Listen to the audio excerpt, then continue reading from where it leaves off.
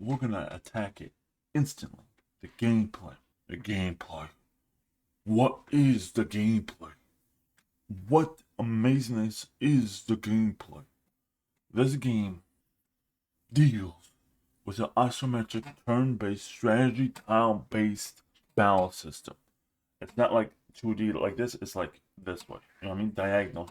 You can see it on a diagonal plane. No regular attacks, but all abilities. Gameplay for each character differs, but they're usually the same. Some chapters have secret balls and some don't. There are specific abilities for each character, but they're usually only pretty much in the chapter itself. Some chapters have secret bosses, but they're pretty much easy except in the prehistoric era, which is one of the hardest, but he dropped one of the overpowered items in the game. Gameplay wise, you can basically 100% when each character is at level 16. Specific items in the game, specific item, like I said, can nuke every single enemy except one. Heals. This game should have an option to turn off about animations.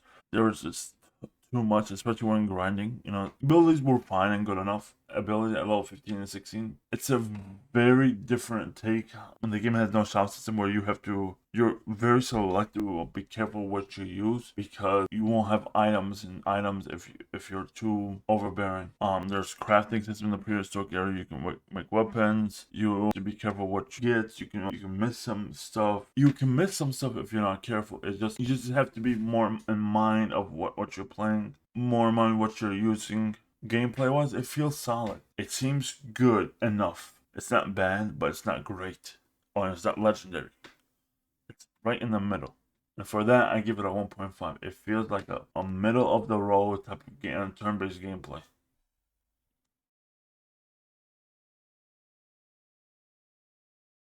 Alright, let's talk. One aspect with any JRPG is the story. Story-wise, this game is split into 9 chapters. Complete the first 7, you unlock the 8th, then the 9th. 1, 2, 3, 4, 7, 8, then 9. My favorite chapter was the cube chapter. It was just so interesting, so much mystery, so much. It's like you were just interested. The second chapter was the Wild West, where it was not actually fighting. You were going out searching for item survival. You had a limited time spent to do A, to do B. That seems like a very fun type of chapter. The Middle Ages was pretty good because it didn't follow on that cliche of, oh, you're the hero, you're gonna get the princess. Follow the chapter where you're basically betrayed by jealousy and you fall. The other chapters were pretty good to meh level. Didn't strike out to me as an not amazing experience. It felt okay. Well, the Shifu chapter was pretty good, but it was only one scene that took you away from the others. But a final chapter in this game was and is one of the most annoying aspects of this game. Why? They introduce a time travel mechanic right at the end of the game. Just cause. No explanation on it. Just because I have power, I can do it. Which guys, look at me. Look at me. That's stupid. Time travel always needs an explanation, a short explanation, or some sort. You can't just blame it on power. Yeah, and like I feel like the final chapter should have like at least 1 to 2 extra chapters, like one to 2 chapters leading up to it. You're finding out what happened. You're just finding out what's going on and stuff like that. You need like at least another chapter or two, like for more in-depth guide. They should have added it. Yeah, I give it a 1.5 for that. The performance in this game was fine, guys. Simple as that. Performance was A1. Give props to the performance. Performance matters in this day and age, especially with performance is a 2.5. Good job. Square Enix things and Square Enix does, and this is the price point section. For some reason, Square Enix have a huge problem pricing their games accordingly. Like, I don't understand this logic. Like, I'm in the notion that a remake should not be priced as the price of a fully based game. The remake had amazing graphics and amazing stuff, but the price point in this game is $49.99. Already $50. $50, which was pretty surprising to me. It feels very overpriced for when you're not getting top tier gameplay, top tier story, or at least the music was good. But at the end of the day, the music was good, the graphics were good, but Music and graphics don't sell an JRPG. Sad to say, it doesn't. Gameplay, story, then music. Story sells an JRPG. Story will sell a JRPG any day of the week over gameplay. And gameplay can be shit, but the story is amazing. You have it. I don't hear good things about some games, or some gameplay, but the story phenomenal. And look at Dragon Age Origins. Gameplay is shit now, but the story is A1. Top tier. This feels like a $15 to $20 game. I would understand if it was $25. I would understand at the most price.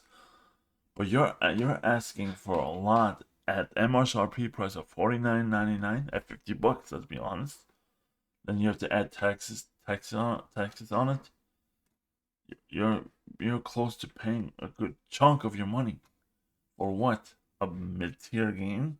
This is the same overpricing model that killed Tokyo RPG Factors. Same overpricing model. Same overpricing model, guys.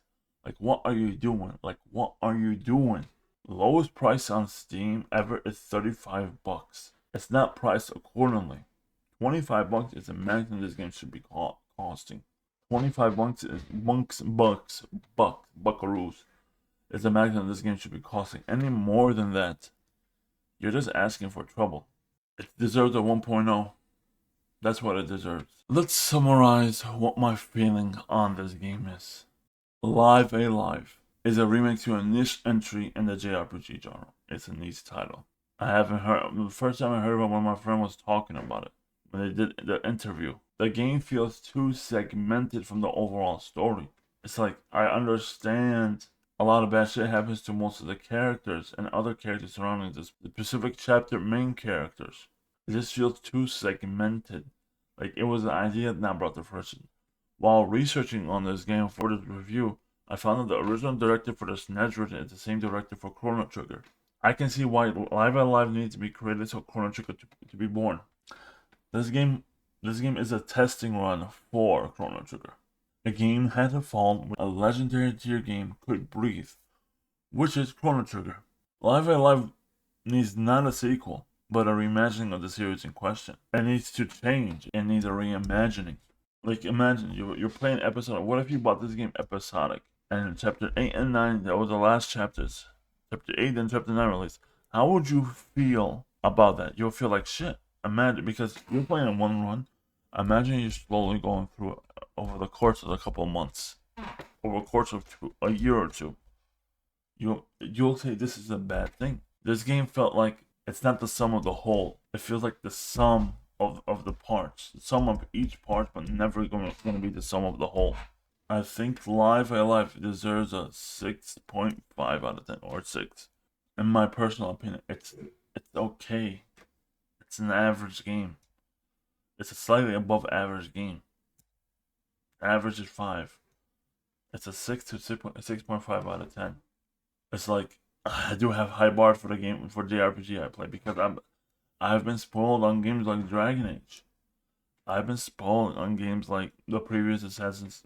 It's not JRPG, but I've been spoiled on good games, and I am expecting a good game. I believe it deserves a 6 to 6.5 out of 10 because it just does not deliver. Music and graphics were pretty good, but graphics don't sell games. On that note, it deserves a 6 to 6.5 out of 10. This is the Infamo. Sadly, I have to leave you. Until the next time, on Pulsing Reviews.